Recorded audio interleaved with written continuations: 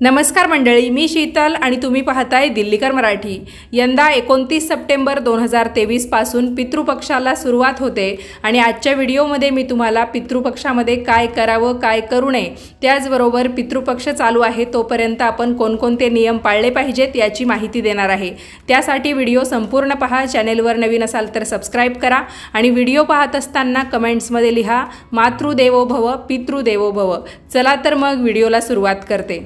29 September 2023 ते 14 October 2023 या दरम्यान पितृपक्ष पंधरवडा असणार आहे। या काळामध्ये आपल्याला आपल्या हयात नसणाऱ्या पूर्वजांचं स्मरण करून त्यांच्यासाठी पूजा करायची असते, त्याचबरोबर त्यांना पितरांचा नैवेद्य सुद्धा दाखवायचा असतो। या कालावधीमध्ये तुम्हाला जर काही पितृदोष किंवा पितरांच्या संबंधितल्या काही अडचणी सांगितलेल्या असतील तर त्याचे विधी करण्यासाठी सुद्धा हा जो कालावधी असतो तो उत्तम मानला जातो, तर तुम्ही नक्कीच करू शकता। 15 ते 16 दिवसाच्या या कालावधीमध्ये तुमच्या घराण्यामध्ये त्या व्यक्तीचा मृत्यू कोणत्या तिथीला झालेला होता त्या तिथीला तुम्ही पितृश्राद्ध म्हणजेच ही श्राद्ध तिथी करू शकता। किंवा कधीकधी असंही असतं की जेव्हा आपल्या घरातील एखाद्या व्यक्तीचा मृत्यू होतो त्याचं पहिलं वर्ष श्राद्ध येतं, तर त्यावेळेस बऱ्याच वेळा जे ब्राह्मण असतात किंवा जे गुरुजी येतात विधी करण्यासाठी ते आपल्याला पितृपक्षाची तिथी वेगळीसुद्धा देतात। तर तुम्हाला यानुसार जी तिथी मिळालेली असेल की त्या दिवशी तुम्हाला तुमचं पितरांचं जे श्राद्ध आहे ते दरवर्षी करायचं आहे, त्यानुसार तुम्ही करू शकता। आणि यापैकी तुम्हाला काही माहिती नसेल आणि तुम्हाला फक्त एवढं जरी माहिती असेल की तुमच्या घरातील ती व्यक्ती नक्की कोणत्या तिथीला गेली होती त्या तिथीनुसार सुद्धा तुम्ही त्या व्यक्तीची श्राद्ध तिथी करू शकता। आणि एखाद्या घरातील व्यक्तीचा मृत्यू जर शस्त्रास्त्राने किंवा आत्महत्या वगैरे या प्रकारामध्ये झालेला असेल तर मग शस्त्रास्त्राने मृत्यू झालेल्या व्यक्तीचं जे श्राद्ध आहे किंवा श्राद्ध तिथी आहे किंवा त्यांचे पित्र जे आहेत ते आपल्याला चतुर्दशी या तिथीला करायचे असतात। तर अमावस्येच्या एक दिवस अगोदर चतुर्दशी तिथी येईल, तर तुमच्या घराण्यामध्ये एखाद्याचा मृत्यू जर या प्रकारे झालेला असेल तर त्याचं जे श्राद्ध आहे किंवा पित्र जे आहे ते तुम्ही चतुर्दशीला करू शकता। बऱ्याच वेळा पितरांच्या बाबतीत एक महत्त्वाचा प्रश्न नेहमी विचारला जातो की एखाद्या व्यक्तीचा मृत्यू होऊन जर 1 वर्ष पूर्ण झालेलं नसेल तर मग श्राद्ध पक्षामध्ये आपण त्याचे पित्र घालू शकतो का? तर 1 वर्ष पूर्ण झाल्याशिवाय म्हणजेच वर्ष श्राद्ध झाल्याशिवाय आपल्याला त्या व्यक्तीचे पित्र करता येत नाही, कारण जेव्हा पहिलं वर्ष श्राद्ध येतं तर आपल्याला त्याच दिवशी श्राद्धाची तिथीसुद्धा मिळते आणि तिथून पुढे आपल्याला जेव्हा जेव्हा पितृपक्ष येईल तर त्या तिथीला त्यांचे पित्र करावे लागतात।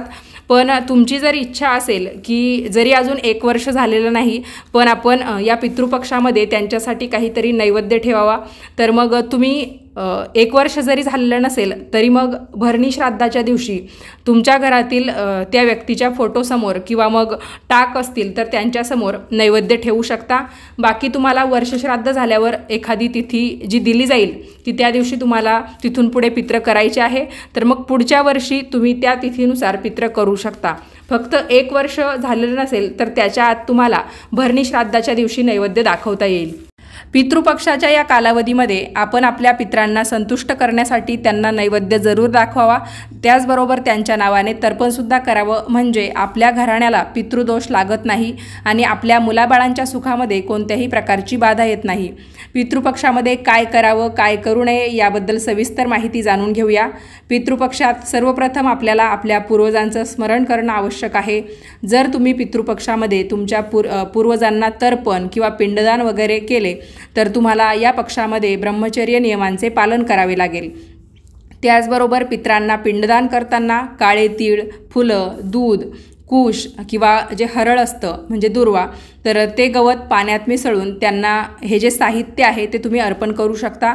कुश वापरल्यामुळे पित्र लवकर तृप्त होतात आणि जर तुम्हाला या पद्धतीने जमलं नाही तर सरळ एका तांब्याच्या तांब्यामध्ये तुम्हाला पाणी घ्यायचं आहे, त्यामध्ये काळे तीळ मिक्स करायचे आहे, एखादं फूल तुम्ही ठेवू शकता, थोडंसं दूध त्या पाण्यामध्ये तुम्हाला ओतायचं आहे, एखादा चमचाभर तुम्ही दूध ओतलं तरीसुद्धा चालेल आणि दक्षिण दिशेला तोंड करून ज्या पद्धतीने आपण सूर्यदेवांना पूर्वेकडे तोंड करून जसं आपण अर्घ्य देतो ना, त्याच पद्धतीने पितरांचं स्मरण करण्यासाठी किंवा पितरांना तर्पण करण्यासाठी दक्षिणेला तोंड करून तुम्ही हे पाणी अर्पण करायचं आहे आणि मनातल्या मनात पितृदेवो भव पितृदेवो भव हा जप करत राहिलात तरीसुद्धा चालेल। अगदी सोपी पद्धत मी तुम्हाला सांगितली।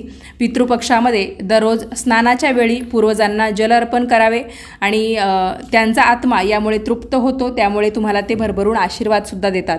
धार्मिक मान्यतेनुसार पितृपक्षाच्या सर्व दिवशी पितरांसाठी अन्न ठेवावे, पण तुम्हाला जर हे शक्य नसेल तर जोपर्यंत पितृपक्ष आहे तोपर्यंत दररोज तुम्ही गाईला, कावळ्याला, कुत्र्याला, मुंग्यांना अन्नदान करू शकता। म्हणजेच काय, थोडेफार जे दाणे असतात ते तुम्ही त्यांना खाऊ घालू शकतात।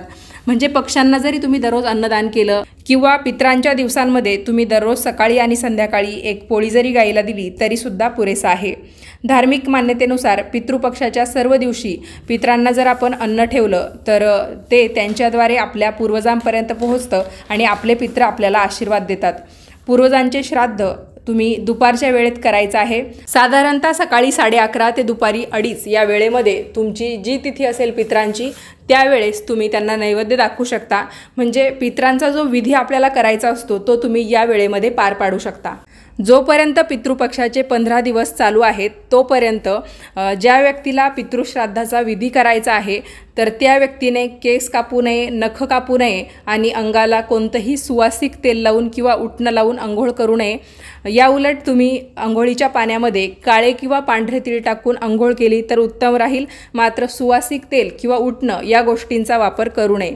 आणि जेव्हा आपण एखाद्याचा पितृश्राद्धाचा विधी करत असतो तर तो एकट्या पुरुषाने न करता, म्हणजे आता एखाद्याला आपल्या आईवडिलांचं श्राद्ध करायचं आहे पितृपक्षामध्ये, तर त्या श्राद्धविधीच्या दिवशी त्या पुरुषाने आपल्या पत्नीला आणि मुलाबाळांना सुद्धा सोबत घ्यावं। मुलंबाळं एक वेळ नसतील तर चालेल, पण पत्नीला सोबत घेऊन मगच त्यांचा तो पितृपक्षाचा विधी आपल्याला करायचा आहे। म्हणजे नैवेद्य दाखवताना सुद्धा तुम्ही तुमच्या पत्नीला सोबत घ्यायचं आहे आणि मगच तो पितृपक्षाचा विधी पार पाडायचा आहे।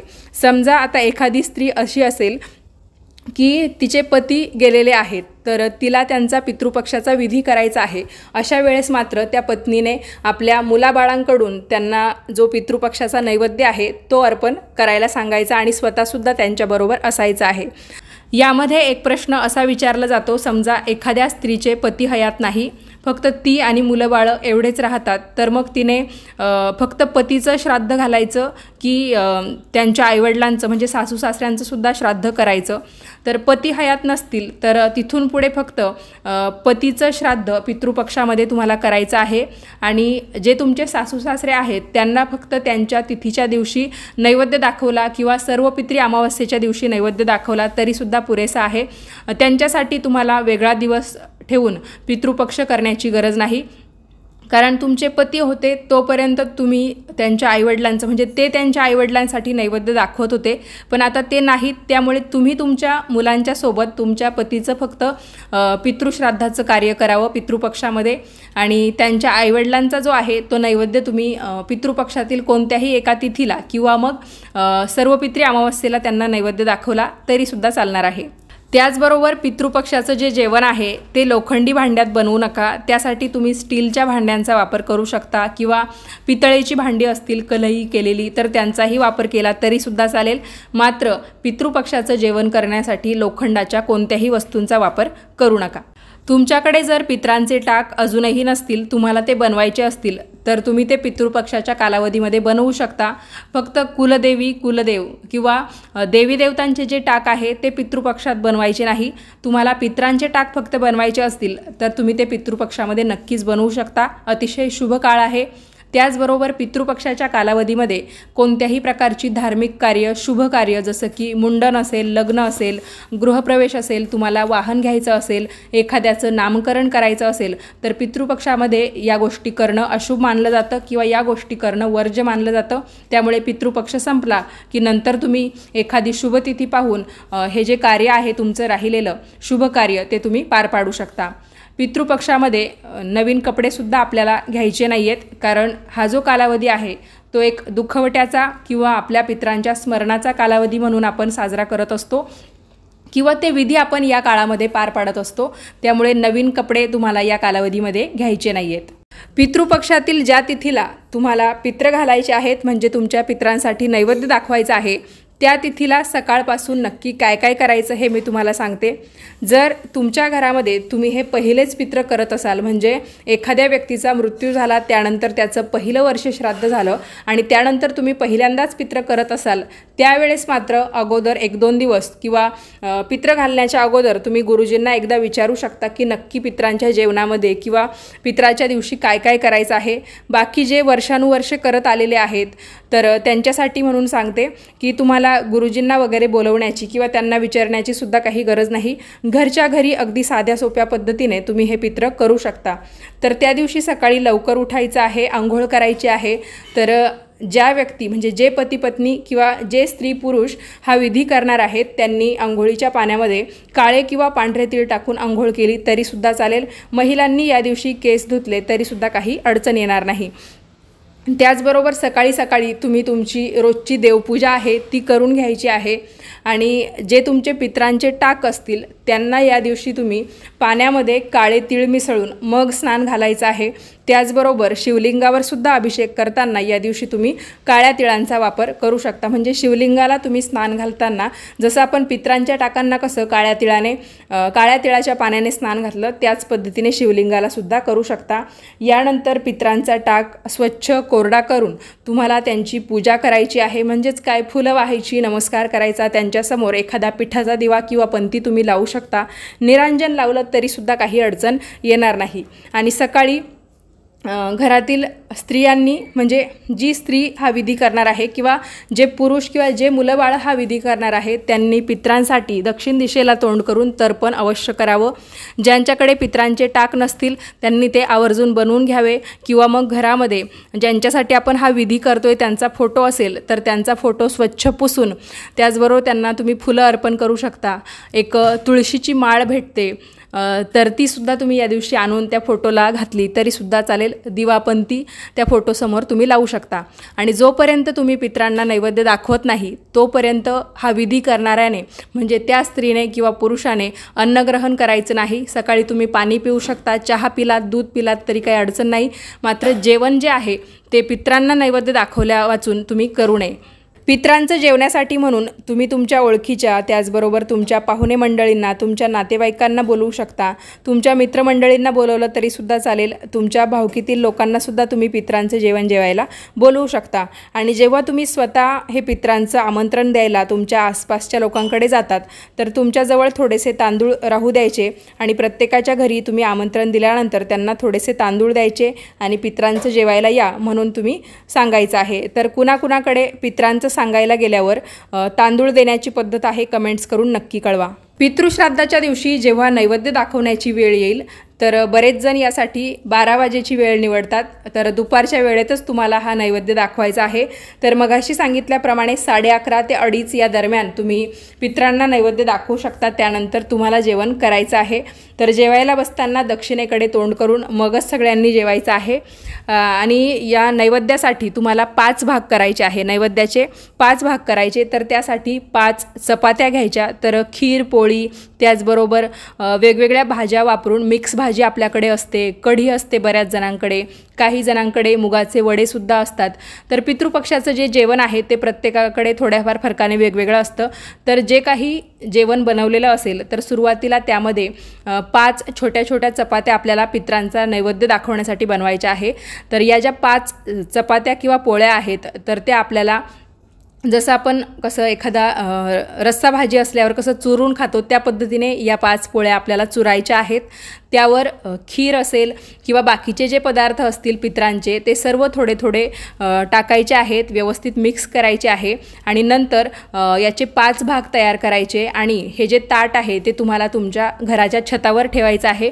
कावळ्यांसाठी म्हणून तुम्ही हा नैवेद्य तुमच्या पित्रांच्या नावाने ठेवू शकतात किंवा मग हे जे 5 भाग आहेत तर यातला एक भाग कावळ्यांसाठी, एक भाग कुत्र्यासाठी, एक भाग पक्ष्यांसाठी आणि एक जो आहे तो गाईसाठी तुम्ही देऊ शकता आणि एक जो आहे तो तुम्ही दक्षिण दिशेला तोंड करून ठेवलात पितरांच्या नावाने तरीसुद्धा चालतं। तर अशा पद्धतीने 5 भाग तयार करायचे आणि जर तुमच्याकडे गाय नसेल किंवा बाकी तुम्हाला कुणाला देणं हे शक्य नसेल तर 5ही भाग तुम्ही त्याच ताटामध्ये ठेवायचे आहे आणि तुमच्या छतावर हे ताट ठेवून दिलं आणि नंतर ते कावळ्यांनी किंवा इतर पक्ष्यांनी खाल्लं तरीसुद्धा चालतं।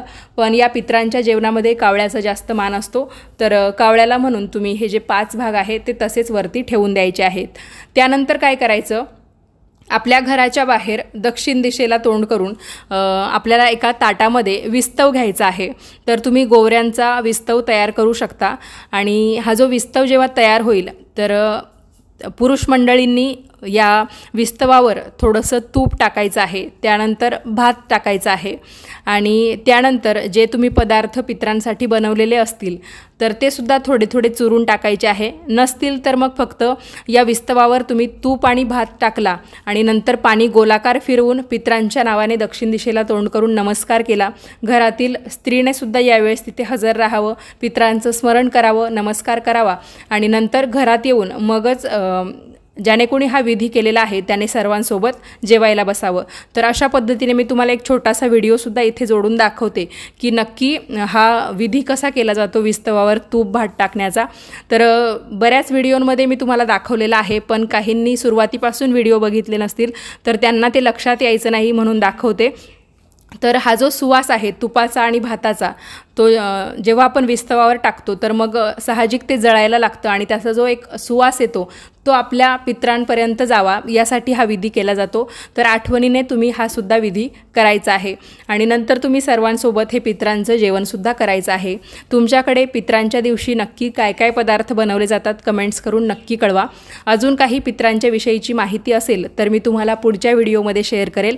आजच्या व्हिडिओमध्ये एवढंच। हा व्हिडिओ ही माहिती तुम्हाला कशी वाटली कमेंट्स करून नक्की कळवा आणि असेच छान छान माहितीपूर्ण व्हिडिओज पाहण्यासाठी आजच आपल्या दिल्लीकर मराठीला सबस्क्राईब करा। भेटूयात पुढच्याच नवीन व्हिडिओमध्ये, तोपर्यंत सर्वांनी काळजी घ्या। धन्यवाद।